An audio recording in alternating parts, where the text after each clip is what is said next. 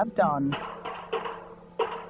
Founded 25 years ago, the village is a recognised independent state. The community live by their own rules and religion based on the life of the Yoruba people of southwestern Nigeria.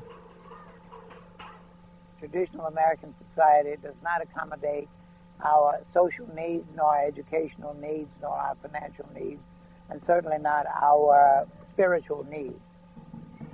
At Oyotunji, spiritual needs are fulfilled with a host of traditional rituals and celebrations. If you spend all of your time surviving, you have no time to live.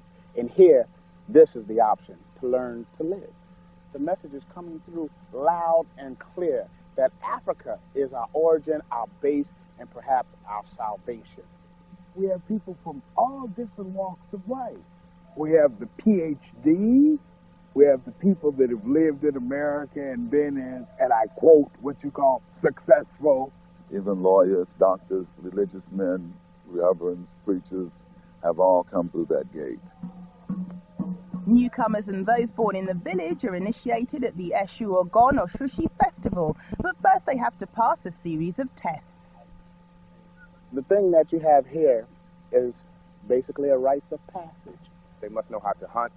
They must know how to fish. They must know how to swim. They must know first aid. They must know basic auto mechanics. They must also be able to fast for 48 hours. Basic survival techniques is actually what they are. It's sort of like a fraternity in a college. And we're together for life until death do us part, you know. Boys become men with the symbolic cutting of the apron strings.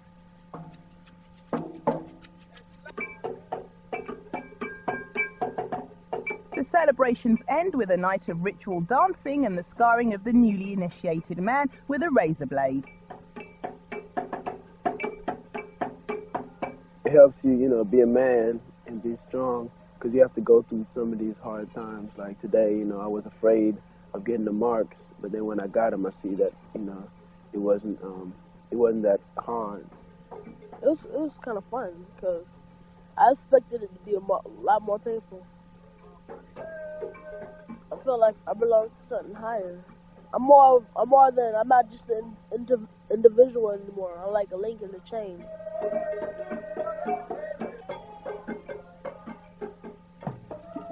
Under America's freedom of religion statute, the village are allowed to practice polygamy. The king, for instance, has 4 wives.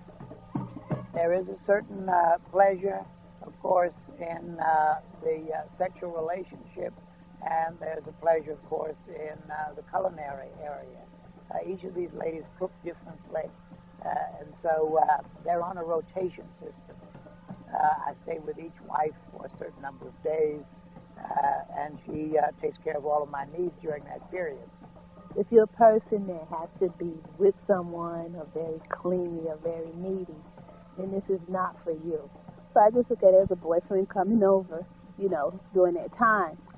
Most people fool themselves thinking that they're not sharing a man or sharing someone. And at least 60% of that, at least the United States, people are sharing, whether they know it or not. The number of villagers is steadily increasing, and the elders are keen to pass on their traditions to the young. Most of us my age